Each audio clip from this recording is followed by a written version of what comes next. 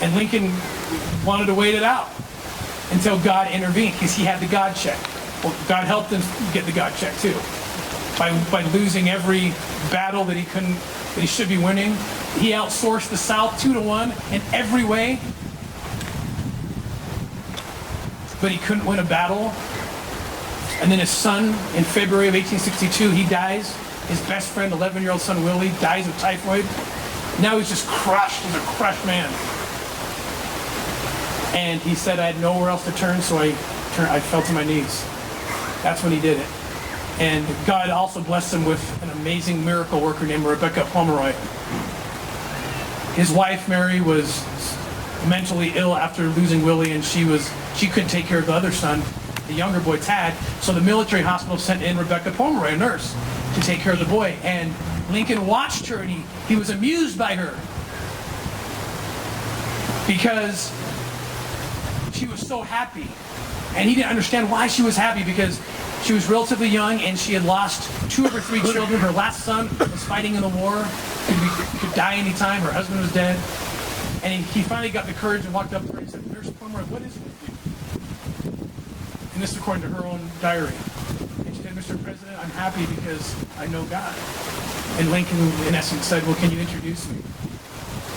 And thus began this relationship where she's actually basically tutoring him in the Bible and in the gospel, and he starts to become a believer.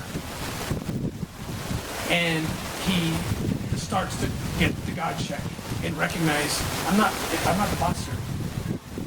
I'm not the boss, God's the boss. And it was during that 1862 year that during that spiritual awakening, he went to his cabinet and he says, I was wrong. The status quo is not what we're fighting for.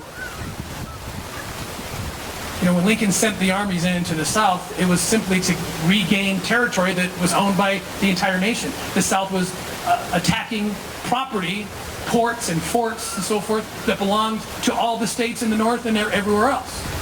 So he was just going in to defend that property. That was it. He wasn't going in to fight slavery. But now he recognized that God had done this whole thing to set him up so that he could then find reason and have the resources to end slavery. I don't have time to get into it, but he found also a very sound constitutional argument for how to do it. And so the Supreme Court couldn't touch the Emancipation Proclamation, and then, of course, the 13th Amendment ended the debate. I would love to get into the details. I can't because of time, but the point I'm making is he turned to God. I can guarantee you the 49 senators who said that babies should be able to be killed halfway out of the womb, I can guarantee you they didn't kneel down and pray to God about that one. Is this the right decision? And then shame all of us for having the audacity to not let that happen. We got to bring the God check back. What was so interesting too is Lincoln then ends up saying the most bizarre things probably any president, not probably, for sure any president has ever said. He starts saying, by the end of 1862, after he understood what this was about, he started saying, God wills this contest. God wills this contest. Can you imagine saying that? He first wrote it quietly in September 1862.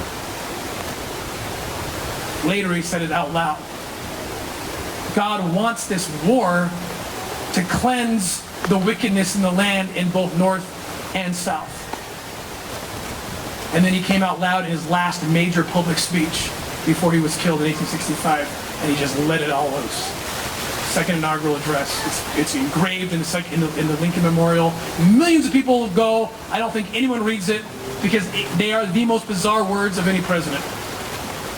In the middle of the war, people are still dying in the North, and he says God has given this to North and South as a punishment to cleanse the nation.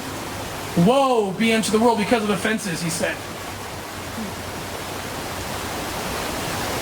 He said, if every drop of blood over the 250 years of unrequited toil, if every drop of blood drawn by the lash shall be paid by another drawn by the sword, as it was said 3,000 years ago, so still it must be said, the judgments of God are true and righteous altogether.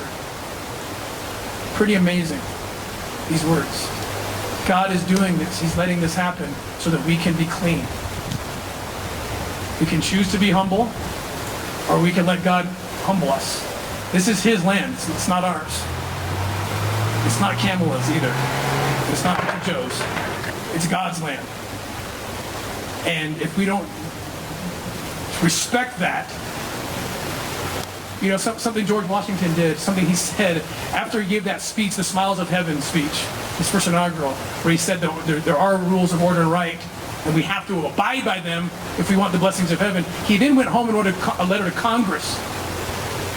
And he said to Congress, by the way, if we don't do this, if we don't adhere to the orders of rule, the order of rule of heaven, those hoped for blessings will be converted into curses.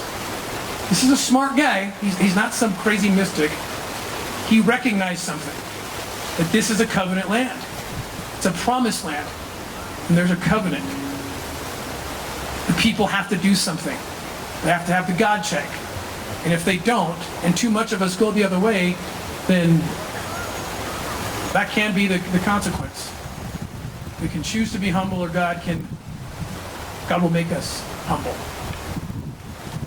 So, with that, kind of setting the tone of what we're hopefully going to talk more about, I'm going to bring up an amazing friend against slavery, not just in the waterfall, catching those bodies, but upstream, making sure those bodies never fall in the first place, because she was one of those bodies. Survivors of human trafficking, survivors of slavery, they are the ones that are going to end this. I've been taught that over and over and over again. They're the ones who experienced it. They're the ones that can stand and